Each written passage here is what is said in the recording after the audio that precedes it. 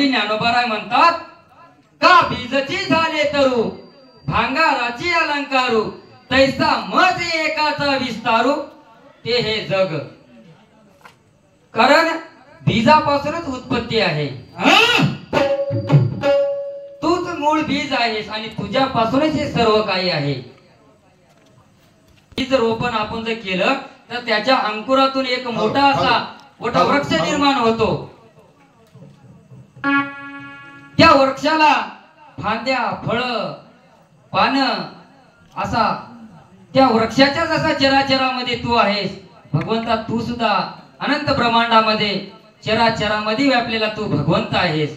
म्हणून माऊलीने सांगितलं का बीजची झाले तरू